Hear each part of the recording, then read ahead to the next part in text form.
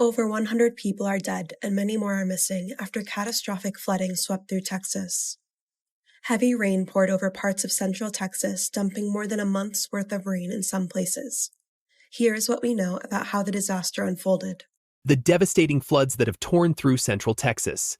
What began as a 4th of July weekend has turned into one of the deadliest inland flooding disasters in nearly 50 years. Tonight, we examine the tragic events that unfolded in Kerr County, the systemic failures that made this catastrophe worse, and the ongoing search for answers as communities grapple with unprecedented loss. The numbers are staggering and heartbreaking. More than 100 people have lost their lives in the central Texas floods, with 161 still missing as of Tuesday. At least 94 deaths occurred specifically in the Guadalupe River flood in Kerr County, including 28 children. On a swollen river in Texas, a frantic search for survivors in treacherous conditions. Flash flooding along the Guadalupe River caught communities and authorities by surprise. Among the dead and the missing are a group of girls attending a residential summer camp. The catastrophe began early Friday morning, July 4th, when torrential rains pummeled the Texas Hill Country.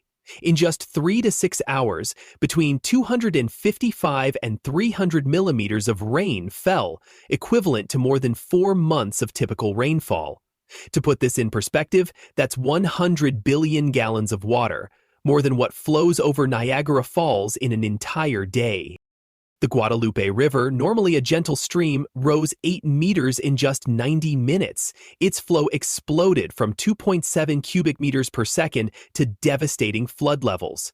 The timing couldn't have been worse. A holiday weekend with families camping along the riverbanks, including at Camp Mystic, a Christian girls' summer camp. As soon as I was woken up, I immediately just went into we need action mode. This is what we need to do. I made sure everyone was okay. What felt like, 2 minutes was actually a 2 hour ordeal. Friday morning, 4th of July, we were all at the Airbnb. We were in town for 4th of July and for a friend's birthday, and we were waken up by one of our dogs, Nash. He was pawing at the door, and a friend of mine woke up, happened to open the curtain, and saw one of our 4 vehicles being swept away. And that's kind of when everything just became surreal. Everyone in the house woke up. All 13 of us that were in the house, we were, despite everything going on, it was pretty calm and collected. And we just went around just checking everything. We're on the second floor of the Airbnb, and the water was coming up to the floor. So it was going really quickly, and we were stranded. We were struck. One of the trucks that was merged underneath the house and was banging up against the pillar. So I was very worried that the house was either going to fall or the water was going to continue to rise. So we're one of the great, the lucky ones, and we're extremely grateful for all the local support there in Kerrville. And despite everything going on, people still have a heart and are willing to help out strangers. State climatologist John Nielsen Gammon called it a once-in-a-thousand-year storm that created a perfect storm of destruction. The economic toll is estimated between $18 and $22 billion, making it not just a human tragedy but an economic disaster of unprecedented scale. It wasn't just bad weather, it was a climate-amplified disaster striking one of America's most vulnerable regions. The Texas Hill Country, known ominously as Flood Alley, leads the nation in flood deaths. Since 1959, Texas has recorded 1,069 flooding deaths, 376 more than the next closest state. The region's geography creates a perfect recipe for disaster. The Balcones Escarpment, a fault zone running from Waco to Del Rio, acts as the first terrain obstacle for moist air moving north from the Gulf of Mexico. This topographical feature triggers and traps severe storms. Professor Hatim Sharif from the University of Texas at San Antonio explains the deadly combination: steep hills, narrow limestone canyons, and only inches of shallow soil over bedrock. Water doesn't absorb, it runs off rapidly, funneling from smaller creeks into larger rivers with devastating speed. Climate change is making these events more frequent and intense. The vast masses of hot, humid air that contributed to this disaster are becoming more common. What meteorologists call training storms, successive thunderstorms that stall over the same area, are increasingly dangerous as our climate warms. Princeton University climate scientist Michael Oppenheimer warns that what used to be extreme becomes average, and what used to never occur in a human lifetime becomes the new extreme.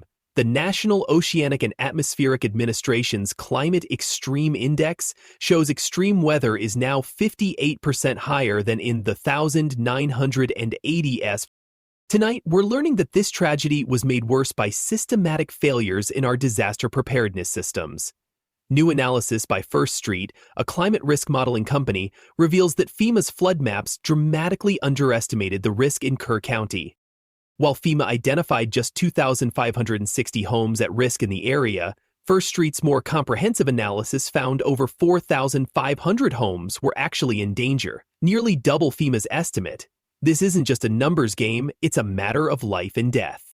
At Camp Mystic, where several campers and counselors remain missing, at least 8 buildings were located in what FEMA designates as a floodway, the most dangerous flood zone where water moves at its highest velocity. 4 cabins housing younger campers were in this extreme hazard area. Jim Blackburn from Rice University's Severe Storm Prevention Center is blunt. No one should be in a floodway. Floodways are the most dangerous of a danger zone. Yet Texas officials, he says, have treated floodplains as a kind of good old boy, kind of wink and nod, as though it's environmental red tape. This pattern repeats nationwide. When Hurricane Helene struck North Carolina last year, 98% of damaged homes were outside FEMA's mapped floodplains. The result? Most homeowners couldn't claim flood insurance and hadn't been required to build flood-resistant structures. Adding to the tragedy, the Trump administration's recent cuts to weather forecasting capabilities may have hampered the response. The Department of Government Efficiency has significantly reduced National Oceanic and Atmospheric Administration staff and research capacity. The National Weather Service has lost critical personnel, with 40% of national weather forecast offices facing significant staff vacancies, specifically in the Austin/San Antonio forecasting offices covering the affected areas. Recent layoffs eliminated a warning coordination meteorologist position crucial for communication between forecasters, emergency managers, and the public. The administration's 2026 budget proposal would eliminate the Office of Oceanic and Atmospheric Research and all NOAA weather laboratories. This would disrupt long-term data sets and compromise the National Weather Service's ability to provide accurate, timely weather tracking. Despite these challenges, the National Weather Service did issue timely flood warnings. However, the precision needed to predict exactly where the most intense rainfall would fall, down to a few miles, remains beyond current forecasting capabilities. As Nielsen Gammon noted, even the most detailed weather models can just barely resolve individual storms. The response continues with massive coordination efforts. Texas has deployed more than 1,700 personnel and 975 vehicles across the affected region. Search and rescue operations are ongoing, with 5 Camp Mystic campers and 1 counselor still missing. Officials are now asking for monetary donations rather than goods, as storage has become a critical issue. The federal government has issued a 90-day foreclosure moratorium for FHA-insured mortgages in Kerr County, affecting more than 900 homes. Recovery will be long and difficult. The Kerr County Relief Fund, Red Cross, and other organizations are coordinating assistance for survivors facing not just the loss of property, but the irreplaceable loss of family and friends.